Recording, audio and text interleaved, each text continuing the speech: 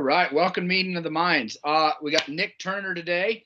Nick, start us off. Just give us a little bit of background on you as a wrestler and as a coach, and kind of like, what brought you to this point, in the wrestling world. Background on me. Actually, first year wrestling was third grade. I used to love WWF, WCW, watched it all the time. My dad actually tricked me, right? He came in and was like, "Oh, you want to wrestle?" And I was like, "Oh, yeah." And he's like, "All right." So he brought me to wrestling practice the first day, and I kicked the kid in the stomach, DDT'd him, and they're like, "Whoa, whoa, whoa, you can't do that kind of stuff here." And I was like, "Well, this is wrestling, right?" And they were like, "Yeah, but it's not that type of wrestling." And so I went to my dad and I was like, "I don't want to do this." And he was like, "Well, too late. You already started, so you can't quit now." So that was my first year. It was all right. I mean, I did well. Won like novice state and stuff like that, but and was pretty successful, but didn't actually have a passion for it. My dad was cool enough to, allow me to make my own choice. I hear so many wrestlers that burn out and things like that, that weren't allowed to make their own choices and were forced into the sport. And so later in my life, 8th grade, actually, my friends approached me because I was smaller all through middle school. I wrestled at like 94 pounds, and like that's exactly what I weighed. So no, they approached me and they're like, "You're small, you're strong. We remember that you used to be good in 3rd grade or whatever. You should come back to the sport." And I was like, "All right, I'll try it." So that 8th grade year, I came back and I won like one match, and I think that's part of my competitive mindset too. And I was like, "All right, I got to come back and do this again the next year." Because when I was younger, I had so much success in it early. I think I was just kind of like, this is boring. Kind of beat most of the people I wrestle. So that different kind of approach in 8th grade, like not being able to really beat anybody, I was like, okay, I got to get better at this. So I came back freshman year, made the varsity team, and I had a lot of improvement. And then every year of the sport, it just kind of kept developing and kept blossoming. Eventually got to college. And that kind of is what set up my mindset and philosophy too. I know we'll get into that later, but it all stems from basically hard work pays off. Like the harder you work, the more you get in this sport and in life in general. And it's just something that goes hand in hand. Like if you work harder, you'll be more successful. There's there's really no way around it. So I learned that I think fairly early in my career, and it's kind of been the basis of that. All right, very nice. And where are you coaching now? And how else are you involved in the sport? I coach at Shawnee High School, Shawnee, Oklahoma. I'm also an official. I also have a business, Turner Stuff and Technical Training, where I do like privates, wrestling lessons, but also like strength and conditioning, body mechanics, movements, and things like that. So, yeah, I mean, I think it's really cool. Anytime we have coaches that are also involved in, referee in the sport. I mean, typically you get one or the other. You don't typically get both, but I mean, both super significant. And definitely want to pick your brain a little bit about, what's going on in the reffing side of the sport. But I really love how you talked about, in 8th grade, the challenge piece, right? I really think most people that excel at wrestling embrace that kind of challenge rather than run from it, right? Mm-hmm. I mean, is that something that you have found, in your years of coaching, that most kids that are successful, it's because they enjoy the challenge of how tough this sport is? Yes, sir. It is a tough sport, and yeah, I think you're right. The kids that are more successful do embrace those challenges, but it's also a thing where it doesn't have to be immediate, right? Like it doesn't have to, I don't think, be ingrained in you, because I think at first when you get that, you experience that challenge and you might not be as familiar with it. It might scare you. It might kind of make you back off a little bit and be a little curious to kind of creep in there and really check it out. And then once you really understand it and embrace it, you might find that you love it. An example of this is I was coaching a junior high team, and I had a first-year kid, and he's like, I can't do this, talking about conditioning and everything. And I was like, dude, yes, you can. And, just kind of kept encouraging him and pumping him up. And because we were doing like 20 sprints or something, and we were on like 4. And he was already saying he couldn't do it because he had never been that tired before. He had never pushed himself. And then once he did it and he got through it, he started loving to push himself, and he started embracing that. And even to the point to where his parents over the summer were calling me to do extra workouts because he needed a push, you know. And it's funny because Gary's one of the most prestigious tournaments in Oklahoma, and he was actually in the Gary finals this year. So it's pretty interesting how that stuff works. Yeah, and I love it. I mean, there are a lot of kids, I think, you know, in our day and age that don't really get pushed that much. I mean, just, you know, more kids are inside, you know, more kids live in the city. I know me growing up, my brothers and I, we were running through the hills on a farm in Missouri. So we did all sorts of crazy stuff. But I think a lot of kids, when they first get exposed to like a sport like wrestling, they've never had to be tired and then push through it. Right. And I think at first, sometimes they actually think it's like, oh, this is going to kill me. Right. Like, you know, they have no idea what their body is capable of. Right. So I think that's an important thing for us to address too with mindset, right? Like, we got to let them know, like, hey, at first you're not going to know what this feels like, and it's change. You're going to be fearful of it probably. But that doesn't mean that you're not a person that maybe this is made for, that might embrace and really love this push later, you know? Yeah, 100%. All right. So tell me a little bit more about, like, you know, your philosophy and, like, you know, kind of the way that you view coaching. I heard you say earlier, you know, not just making better wrestlers, but better people. Is that a big piece of the philosophy that you focus on as a coach? Oh, yes, sir. For me, like, wrestling is a microcosm of life. Wrestling has taught me most things in life, and also still provides for me, obviously, with the company, and also being a teacher and coach and referee and things like that. Like, wrestling is obviously a hobby, a passion, a livelihood. It's all the things in one. So whenever I'm coaching kids, I like to relate things back to life so that later they can, you know, use these lessons that they learn, hard lessons in the wrestling room, which they are, and be able to use those not only in wrestling, but later in life as well. So with my philosophies, they stem from, like I said earlier, they stem from hard work. That's the number one thing, I think. If you're not working hard, if you're not pushing, then you can't really expect to be successful. I know I'm an Oklahoma guy. I love Oklahoma, support Oklahoma over everything. But at the same time, the program that really appeals to me is Iowa. Like, they've always, like, just kind of resonated with me, that style, forward pressure, hand fight, and really impose your will on your opponent. Like, just the physicality. And that's the kind of style I teach as well. We're very physical. We're forward. We like to control the mat. We like to dominate. We don't like to give ground. You know, we like to keep pressure on guys, and we like to break people. So yeah, and that all stems from, once again, hard work. You got to be willing to do the hard things to get in better shape, so that you can impose your will on somebody. You can break somebody, because there's really no secret to it. That's how you do it. You have to be willing to go so hard that they just can't keep up with your pace, you know? Yeah. Well, I know I go with a very similar philosophy when I wrestled myself. I found that when I first started coaching, one of the things I struggled with was kids that didn't necessarily buy into that same mentality or that same philosophy. So with you, I'm sure you've experienced kids that, like, you know, that's just not the way they want to wrestle. Do you try to balance that with, like, the unique perspectives different kids bring to the sport and different ways that they like to approach it? Or do you kind of try to hammer that home of, like, you know, this is, you know, yeah, how do you balance that? Yeah. Okay, so yeah, no, that's a great question. And there definitely are kids that aren't made for certain aspects of certain things, but I think overall everyone can benefit from being a better hand fighter. You know, everyone can benefit from being able to control ties and put pressure on guys. Even if you're an outside guy, if you're a better hand fighter, whenever they do come and try to tie with you and slow you down, you'll be able to hand fight your way into a position where you can break those ties and get back to where you're strongest. So I do try to balance, but for the most part, I think I haven't really run into guys that are overtly against the style, in the sense that they're like, well, I don't want to hand fight at all. Or, you know, I think part of the allure is maybe my passion as a coach, and also the success. Once they embrace it a little bit, they start to see that the things work, and the things that I'm telling them are true. Because, you know, you hear things from people and you're like, okay, cool. And then when it happens, you're like, oh, wow. And it reinforces that. So.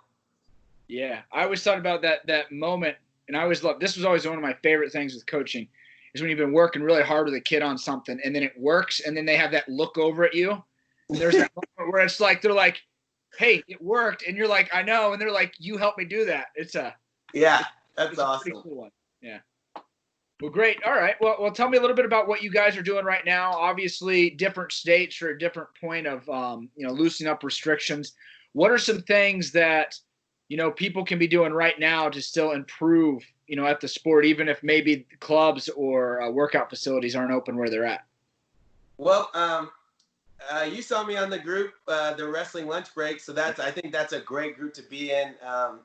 Definitely had coaches way more skilled than me on there. It was awesome. Like, I was in there with my pencil learning, and it was great. I got all kinds of drills out of that I've got just swarming ready to try out. But things that you can always do, and this is a basis of my philosophy as well, is stance motion. Like, if you come do a private lesson with me, we might do 45 minutes of stance motion. Like, that might be just what it is, while I sit there and nitpick and say, okay, why did you step there? Why weren't you intentional here? Like, just really to get kids to, and if we want to talk about mindset too, really to get kids in the correct mindset when they're doing a stance motion drill. A lot of people see it as like a warm-up drill, and I don't agree with that at all. Stance motion is one of the most important fundamental drills in wrestling. Like, every time you're going to start a match, and every time you start an overtime, the first overtime, you're going to be in neutral position. Why would you not improve your neutral position? Because that's where that's the only place you're going to be guaranteed to be. You might not be on top the whole match or whatever. You might not even be on bottom. You might not get taken down, but you are going to be in neutral position. So I see stance and motion as very, very important. So, like, even if you don't have a club to go to or a room to go to or a mat, dude, do some stance motion. Do some stance motion in your living room, in your backyard, whatever, and you don't have to be taking shots or sprawling or anything. Working on circling, moving your feet, staying low enough, keeping wrinkles in your neck, big chest, hands down, just working on moving around, staying in good position, and working on fluidity of motion is really important. Yeah, I saw a guy on, I think it was Twitter, that was doing stance and motion drills on a treadmill, right? He was focused on advanced and moving forward, which I saw, and I was immediately like, I love this, man. Yeah. One, because it's actually probably more difficult than what it looks, I would guess. Yeah, that sounds interesting. Yeah, so and that's a huge foundation piece. The foundations and the fundamentals of every sport, are always going to be very significant. I think a lot of wrestlers, when they go to college, expect, like, we're going to do all this fancy technique and all these really specific positions, which, I mean, there's times you get to, but I remember the first month I was at Penn, it was all fundamentals: stance and motion, bottom position, movement on the bottom, you moving on your feet, just basic stuff, which, is the building block of everything within the sports. That makes sense. Yes, now, sir. If we looked at, like, the mindset foundations or the basics of mindset, what would you think are some of the foundational mindsets that wrestling requires at a high level? Foundational mindsets the wrestling required at a high level. Definitely being willing to be uncomfortable.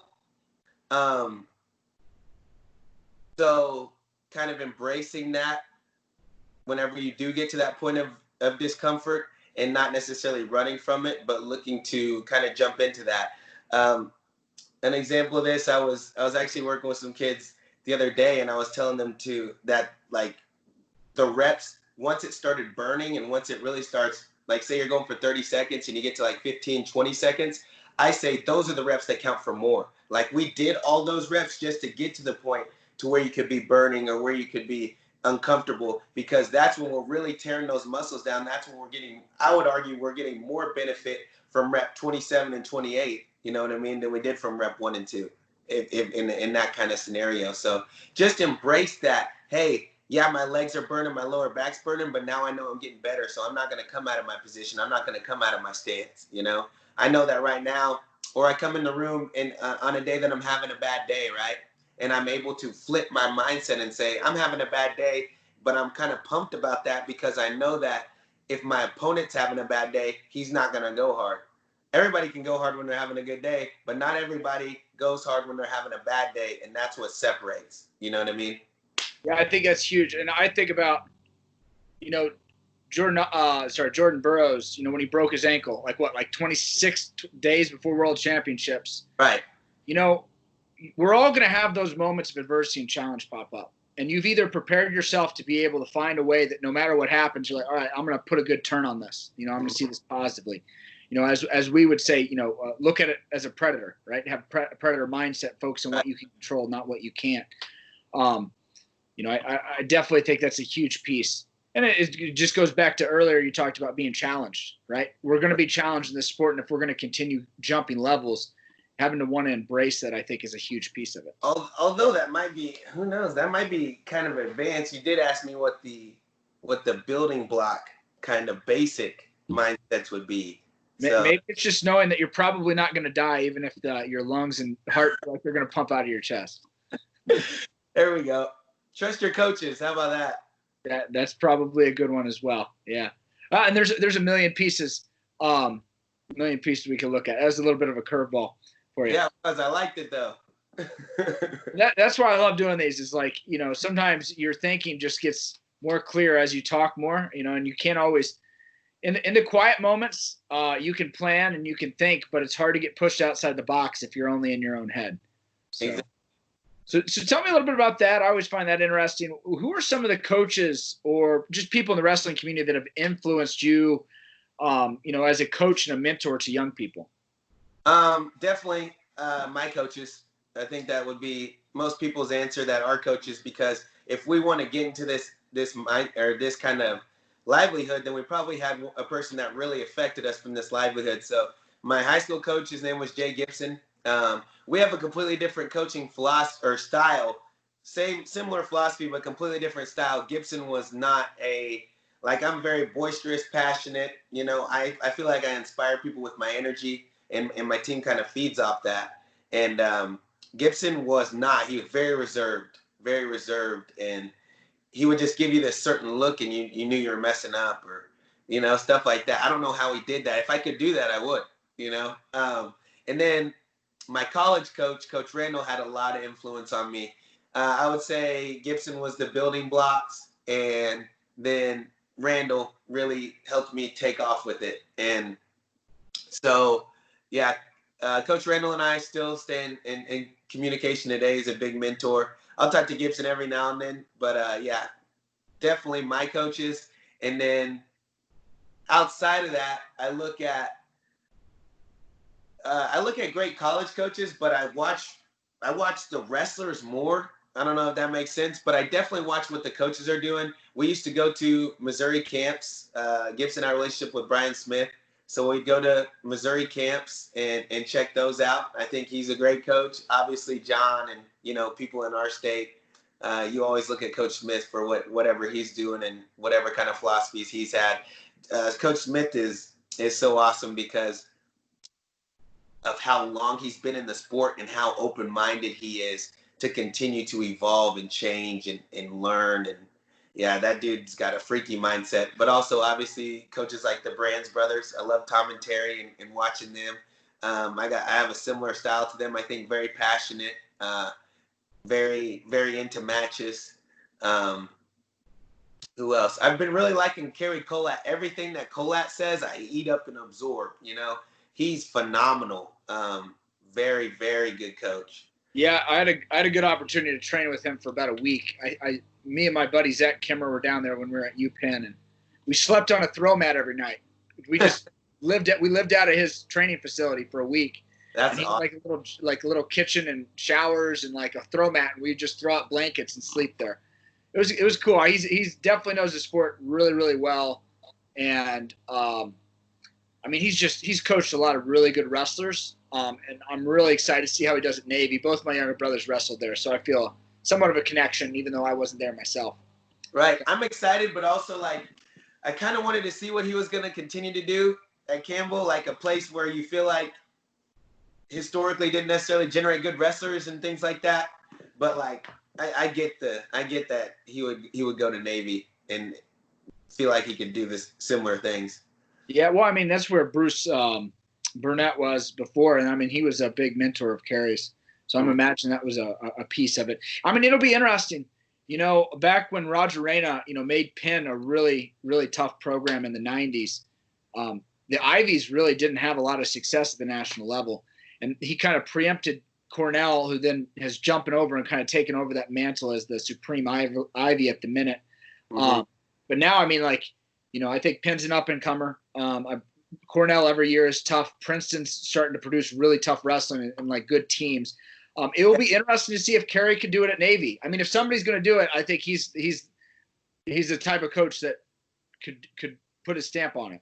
So. Right, and I think it probably stems down to how much he attacks the mindset, and obviously, a person like you would be really interested in that, considering who you decide to align yourself with, and that's the cool thing about the company too, right? The wrestling mindset in general. The cool thing about how innovative the idea was, and how important it is, and how many. And I think that's also why those level of coaches are so influential. John Smith, Kerry Kolat, Tom Brands, Terry Brands, those kind of guys attack the mindset, right? And I think a lot of, those are the upper echelon, right? College coaches probably all attack the mindset.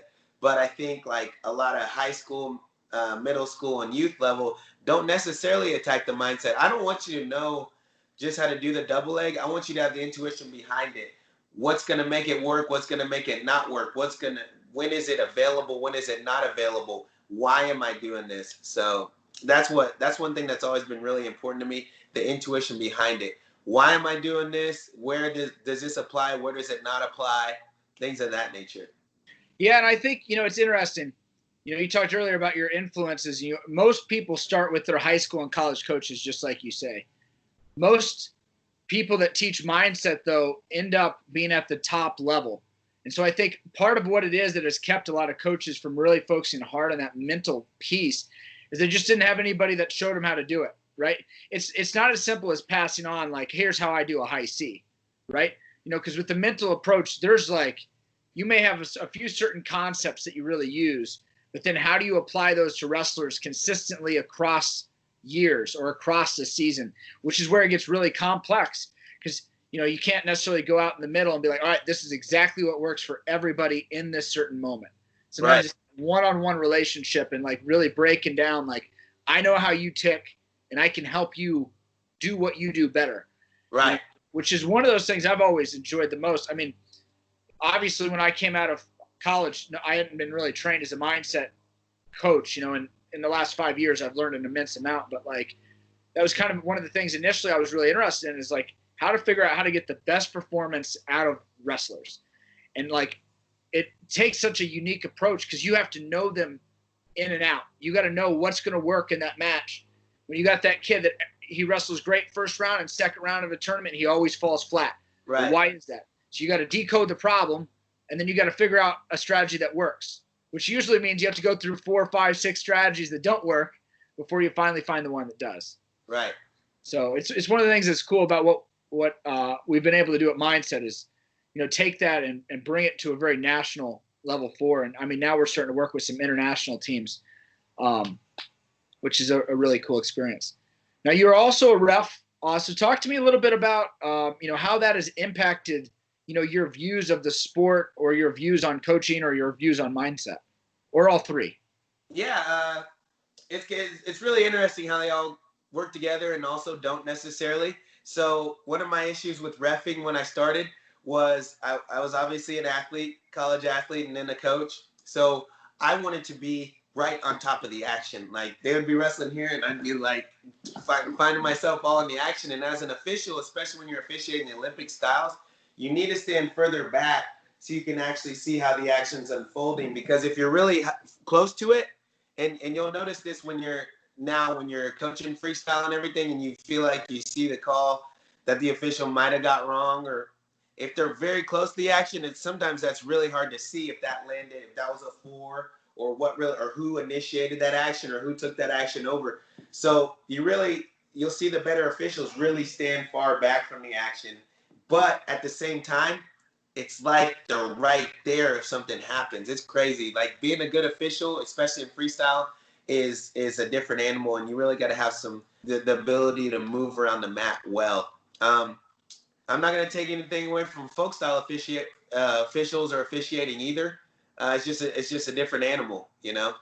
Um, so in regards to mindset and coaching philosophies and everything, I when the coaches chirp at me from the corner as an official, you know, you don't like it. You never like it. So as a coaching standpoint now, I'm not saying I never coach at official or chirp at officials, but I also understand that they're human and they're going to get upset about it. And if you upset somebody, I'm not saying that they're going to intentionally make the wrong call, but at the same time, I don't know your philosophy on this, but when I'm coaching kids about mindset too, I say you can't get upset, because when you get mad, like, you can temporarily be like a little bit stronger, I feel like, but like at the same time, you're temporarily less intelligent. Like, you don't make you're not going to choose a pragmatic solution. So like, you're referee out there and you're trying to make decisions and you got this guy pissing you off, you might miss a call one way or the other, you know?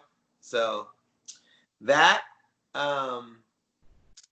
also, well, from a official standpoint, I had to take away my coach's mindset, because like officiating freestyle and Greco, when you're trying to call somebody for passivity or whatever, it might not be because they weren't doing anything.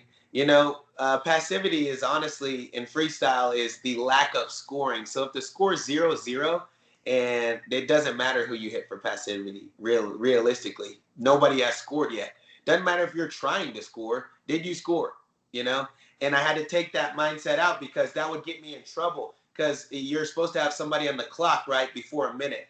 But if you're not making your calls and getting your calls in because the kids are absolutely scrapping and you're just kind of watching and being an observer, then you're going to actually realistically get somebody in trouble later, because you're going to have to put somebody on the clock without giving them a warning first. And it's cool too, because you notice that the better wrestlers, if you let them know, hey, you know, you're gonna get hit with passive here, they'll pick up action and go score.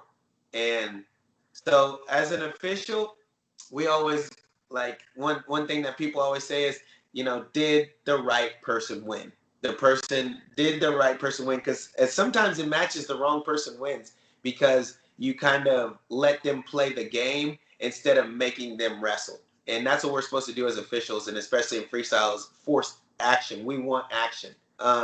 When you force action, the better wrestler is going to win. There's no games. You guys get in there and scrap and engage, and let's go. Like, so, and that's another thing I take back to, that I take it back from the officiating mindset to the coaching mindset. I'm like, okay, I know that the official wants action, and I know the official doesn't want you to play around. So let's go. Let's force action. Yeah, I always found that interesting, that guys get put on the shot clock, and some of them, they'll score just like that. Right. And it was like a decision. And like, you know, it's like they're waiting to see, like, all right, maybe they'll hit him and I can get this free point. I don't take any risk. Right. And then when the decision's made, it's like, oh, I got to roll. All right. And then they just do it, you know. And I always thought, especially at young ages, now it's going to be different when we're talking international, world, Olympic. Obviously those guys are so good. One mistake, right, you could be out of it. So like, I understand why they limit the risks more, but especially at a young age, one of the things we talk to wrestlers a lot about is like, you have to take risks because you need to grow. Your goal, yes, is to win this match. Yes, to win this tournament. Yes, to be a national champ or state champion. But really, that's all going to be pale in comparison to improvement. If you win now and you don't get any better, you're not going to be happy. Exactly. You'd probably rather lose now and get better and then win later on. You know, and that's only going to happen with action and with, you know, aggression and with going out to score points. I don't know many wrestlers that, you know, go out there and defensively win, that, you know, talk about getting a lot better at wrestling. Right. I mean, there are a few defensive experts, but there's much more prevalence in our sport at the highest levels among people that just know how to score a lot of points, which is one reason I think Penn State has really been kicking people's butts, is that they score points from a lot of different places. 100%. They know how to score a lot of points and pin people. Yeah. Yeah. Yeah.